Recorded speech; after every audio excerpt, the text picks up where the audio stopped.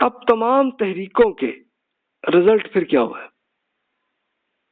یعنی اب یہ زنات کا فلاسفہ، باطنیت، اشراقیہ، ملینئر تحریکیں جنہوں نے جو 1 ملین آگے آ کے 1000 سال گزر گیا، تو اب جناب چینجز آئیں گی. تو اس کے لیے یہ جو تھی اس کا رزلٹ کیا ہوا کہ بہت ساری لوگ قرآن و سنت اور شریعت سے دور ہو گئے اور توہم پرستی بھی آئی. توہم پرستی کیا آئی کہ اس کے لیے اسپیشلی آپ کو باطنیت اور اشراقیہ کے تصوف کے جو آئیڈیاز آنے لگے تھے، تو ان میں یہ آ گیا کہ جناب بس جناب یہ کرو تو یہ ہو جائے گا. یہ بہت عام ہو گیا تھا. اس کی ڈیٹیل ہم آگے جا کے بیان کرتے ہیں.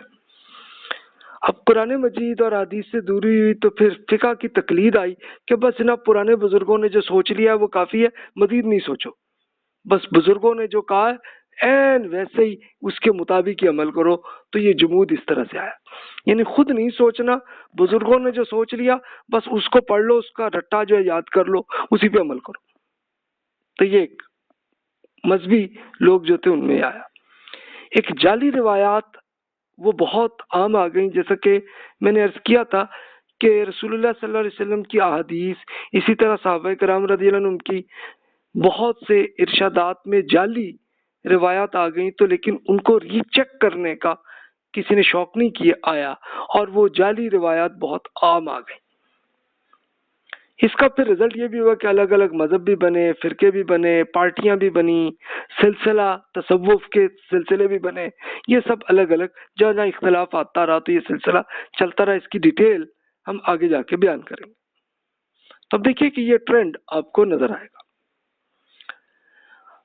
ایک نیگیٹو ایفیکٹ جس کو میں خود کہوں گا کہ یہ نیگیٹو ہے، کہ عظیم اخلاقی انحطاط، جس کو ڈی جنریشن آپ انگلش میں کہتے ہیں، کہ ایک بادشاہوں اور بغاوتوں میں آپس میں جنگیں یہ چلتی رہیں. یا پوری پچھلے لیکچرز میں آپ سن چکے کہ جب مغلوں کی آ گئی تو چلو حکومت جو ان کو مل گئی تو صحیح طرح کرتے، لیکن وہ آپس میں لڑتے رہے.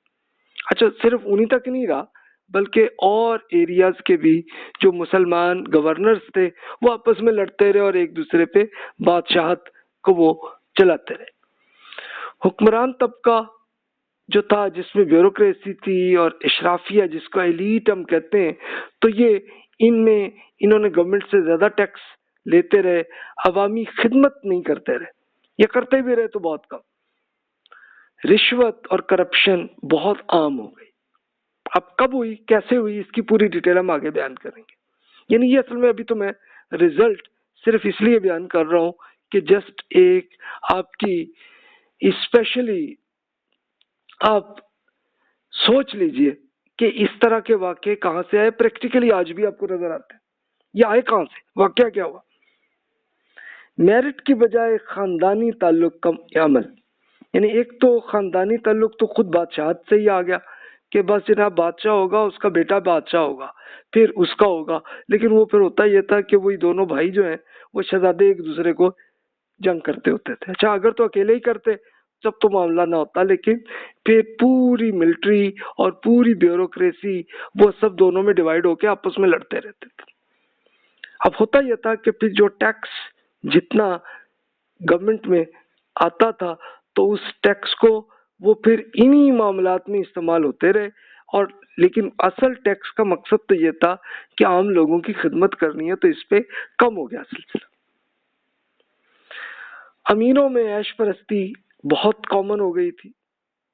دولت کا ایک پورا ہوس بہت زیادہ آ گئی تھی کہ تاکہ زیادہ سے زیادہ دولت ان کو ملے. اب اس کے لیے ظاہر ہے کہ پریکٹیکلی طریقہ اس زمانے کی یہ پوری ایگریکلچرل ایج تھی. تو اب ہونا یہ کہ جناب جس آدمی میں بھی ذرا پاور آنی تو بادشاہ نے بھی ان کو نواب بنا کے یا جاگیردار بنا کے ایک بہت بڑی زمین دے دیں. چلو بھی تم یہاں پہ اس پورے کو مینج کرو، اور مینج کے ساتھ ساتھ وہ پورا فنڈ خود جاگیردار یا نواب یا راجا جو بھی تھے ان کے پاس آنے لگے. اسراف، یعنی اب اسراف کیا تھی کہ جس چیز پہ استعمال نہیں کرنا چاہیے وہاں پہ کرنے لگے. مثال کے طور پر یہ کرنے لگے کہ جناب چلو بھی مجرا دیکھ لیں، چلو جی طوائف کو جو ہے وہ اکٹھا کر لیں اور وہاں سے انجوائے کریں اپنی لائف کو. اسی کا رزلٹ پھر کرپشن پہ بھی آیا. شراب اور شباب کا یہ پورا انتہا آپ کو کامن، آپ کو محسوس نظر آئے گا. یہ اسپیشلی آپ کو نظر آئے گا اراؤنڈ 1400 ٹو 1900 تک، بلکہ اس تک بھی ختم نہیں ہوا، بلکہ آج تک موجود ہے. ابھی آپ کو جو کچھ ٹی وی اور اخبارات میں جو آپ سنتے ہوتے ہیں واقعات کہ جناب یہ کرپشن ہے، یہ تو یہ کرپشن اصل میں یہاں سے آ رہی ہوتی. اچھا یہ تو امیروں کا معاملہ تھا. غریبوں میں یہ معاملہ ہوا کہ ایک چوری چکاری، چور زیادہ آنے لگے، کچھ ڈاکو جن میں زیادہ پاور آئی تو وہ ڈاکو بن گئے، وہ معاملہ چلنے لگا.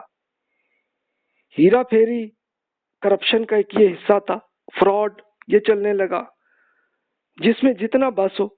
اگر ایک چھوٹا سا امپلائی اگر گورنمنٹ کا بن گیا، چلو جی، یا کسی نواب کا بن گیا، چلو جی اس میں سے اتنا اتنا میں تو لوں. تو یہ طریقہ آنے لگا. خوشامد کا ایک کلچر بن گیا. یعنی اب یہ خود بادشاہوں نے یہ طریقہ نکال لیا کہ بس جناب ان کے آگے سر جھکا کے آپ جناب آتے آتے ان کے پاؤں چومیں. تو اس طرح کا کلچر آپ کو ابھی آگے جا کے کچھ مزید اگزامپلز آپ کو نظر آئیں گی. بزدلی غریبوں میں رہی، بے غیرتی یہ رہی کہ اچھا جی چلو اور کچھ نہیں تو اپنی بیٹی کو جناب اسی ایک نواب کے ساتھ یا کسی راجا کے ساتھ، اور کچھ نہیں، چلو قانونی شکل دکھانی ہے نا تو شادی کر لو جا کے وہ وہاں سے کچھ تو میں ملے نا. تو یہ آپ کو بڑے ٹرینڈ آپ کو نظر آئیں گے. پھر آپ کو گینگ وار یہ غریبوں کے اندر آپ کو نظر آتی ہے کہ جب وہ اس میں طاقت آئی، ایک گروپ بن گیا، گروپ بن کے پھر آپس میں بھی ایک دوسرے کو لڑ رہے ہیں، وہ آج تک بھی جاری ہے سلسلہ. سیاستدانوں کی جنگ میں قربانی کا بکرا پھر یہی غریب لوگ ہی بننے لگے، اور آج کل بھی بن رہے. کہ مثلا سیاستدانوں میں ایک نواب میں یا ایک آج کل کے جو ایون جمہوریت بھی آ گئی، لیکن اس میں بھی ٹرینڈ آپ کو یہ نظر آتے ہیں کہ جناب ایک صاحب نے اگر کوئی جا کے ایک کوئی دھرنا کرنا ہے یا پورا جلوس کرنا ہے تو لوگوں کو، غریب لوگ ہی ان کو مل جاتے ہیں، وہ ان کے ساتھ پورے گروپ میں آتے ہیں، چلو ان کو کھانا کھلا دو یا ان کو تھوڑے سے پیسے دے دو، بس دیٹس اٹ.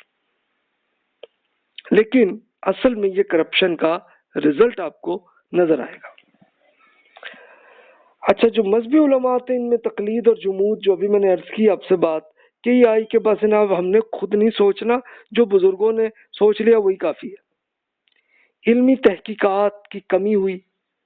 اور دوسرا اب ٹرینڈ مناظرے کا آنے لگا. ایک مناظرہ جو پہلے زمانے میں تو یہ ہوتا تھا کہ ایک مناظرے کا مطلب یہ ہوتا تھا کہ دو اسکالرز آپس میں ملے بیٹھے، ایک دوسرے سے اچھی طرح محبت سے ملے، عزت کے ساتھ، اختلاف بھی اگر ہوا تو اختلاف کے ساتھ بات کر لیں جی کہ جی یہ دیز آر دا ریزنس، میں یہ سوچ رہا ہوں، دوسرے کہا کہ نہیں جی میں ایسے سوچ رہا ہوں، دیٹس اٹ، بات ختم. لیکن اب مناظرے کا ایک باقاعدہ ایک جنگ کی شکل آنے لگی کہ جناب ایک صاحب کو جو آئیڈیا آیا، چلو جی اب وہ آئیڈیا بیان کریں گے اور اس کے بعد پھر جیتنا بھی وہ چاہ رہے ہیں، اور دوسرا بھی جناب وہ بھی یہی کر رہا ہو، تو ایک جنگ کی سی شکل بننے لگی. پھر خود مذہبی علماء کے ہاں دنیا پرستی بھی آنے لگی. جاہ طلبی، یعنی جاہ طلبی یہ ہوئی کہ جناب جس طرح بادشاہ کو اتنی بڑی حیثیت حاصل ہے میری بھی ہو، تو لوگ پھر جناب آ کے ان کے بھی پاؤں چومنے لگے، ان کے آگے جھک جھک کے ان کے پاس آنے لگے. دنیا پرستی آئی تو اس کی ایک ایگزامپلز آپ کو ملیں گی کہ کئی ایسے مذہبی اسکالرز نے زکوٰۃ نہیں دی اور اس کے طریقے ڈھونڈ لی تاکہ ہمیں فائدہ ہی رہے.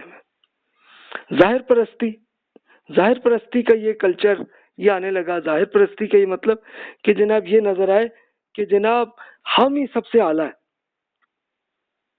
اب اس کے لیے کہ مثال کے طور پر مختلف قسم کے اچھی کوالٹی کے پگڑے ایک اس طرح سے بنا لینے اور ایسے ایسے لباس، جناب یہ صرف ان کے ہیڈ ہی پہن سکتے ہیں، عام آدمی نہیں پہن سکتا. اس طرح کا کلچر آپ کو اگزامپل ملیں گی. لالچ کرپشن کی یہی شکل تھی. اور پھر تعصب، آپس میں تعصب یعنی اختلاف اگر ہوا ہے تو کوئی بات نہیں، لیکن آپس میں پھر ایک دوسرے سے وہی یہ جو گینگ وار کا سلسلہ مذہبی لوگوں میں بھی آنے لگا. صوفیہ کے اندر دیکھیے تو وہ پہلے صوفیہ تو یہ تھے کہ دنیا پرستی سے دور تھے، لیکن اب یہ سجادہ نشینی کا ایک سلسلہ آیا کہ بس جناب یہ صوفی جو فوت ہوں گے تو ان کا بیٹا ان کا مین ان کا سجادہ وہ لے کے چلائیں گے. یہ بھی ایک دیکھیں بادشاہتی کی شکل ہی تھی نا. تو یہ آنے لگی، عالی شان عمارتیں بننے لگیں خود صوفیہ کے اندر، بڑے اچھے اچھے شاندار مزار، اچھی اچھی بلڈنگز بننے لگیں.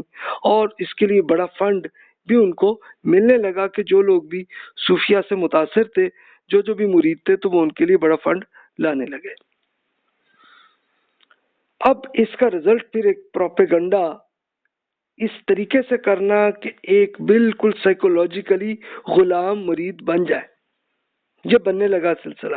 اور اس کے لیے آپ کو ایگزامپلس بہت سی ملیں گی. آپ کو اس میں آپ کو یہی نظر آئے گا کہ جناب تک کے سر جھک کے بالکل انہی اپنے بزرگ صوفیہ یا اپنے جو بھی عالم یا اسکالر ہیں، استاد ہیں، ان کے انڈر رہنا ہے. انہوں نے جو سوچا ہم نے بھی وہی سوچنا. یہ سلسلہ چلنے لگا. سیاست کا ایجنٹ صوفی بننے لگے. مثلا ایک بادشاہ نے یا ایک نواب کو چاہیے کہ یار یہ پوزیشن ہو، تو وہ انہی صوفیہ کو یوز کرتے تھے. انہیں کہتے تھے ہاں جی آپ اپنے مریدوں کو یہ کریں کہ وہ ہمارے ساتھ رہیں تو اس سے پھر رزلٹ ہوگا کہ چلو بادشاہ ہمیں بھی ایک اچھی زمین اور دے گا. تو یہ چلنے لگا سلسلہ. مزار پرستی بہت کامن ہو گئی. لوگ مزارات پہ آ کے ان قبروں سے دعائیں مانگنے لگے. توہم پرستی بہت عام آ گئی. مثلا جیسے پیر صاحب سے جا کے تعویذ لے لی، تلسم اس کا لے لیا کہ جناب یہ لے لو تو تمہارا یہ مسئلہ حل ہو جائے گا. نجوم وہ عام ہو گیا. رمل، زائجے، یہ اب پورے کیا طریقے تھے کہ یہ کہہ لیں کہ پورے تعویذ کے سب طریقے ہوتے تھے. یہ ہو تو تمہارا یہ ہو جائے گا، یہ ہو تو تمہارا یہ مسئلہ حل ہو جائے گا. تو غریب لوگ ان کے ساتھ ساتھ ساتھی بننے لگے. تو اب یہ اتنی نیگیٹو سچویشن اگر آئی ہے تو اب آپ کے ذہن میں ہوگا اس کو کسی نے اصلاح بھی کی. تو اصلاح کے لیے ہمیں جو بڑی تحریکیں، چھوٹی چھوٹی بہت سی آتی ہیں، لیکن جو بڑی تحریکیں جس کی ہم ڈیٹیل سے ہم آگے اسٹڈی کریں گے، ایک تو ابن تیمیہ جو 1328 میں فوت ہوئے ان کی. پھر ایک خود بادشاہ اورنگزیب عالمگیر 1707 میں فوت ہوئے، انہوں نے ایک بڑی تحریک پیدا کی تھی.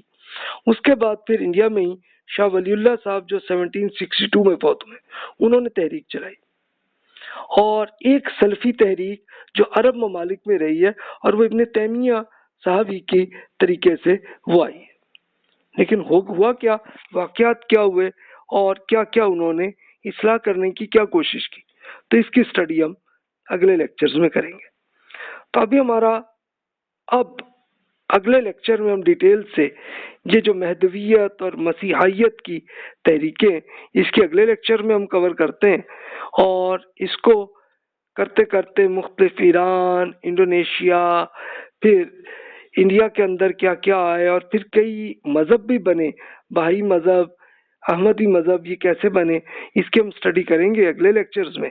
اور ابھی آپ کے ذہن میں جو کوسچنز ہیں آپ بلا تکلف ای میل کر لیجئے.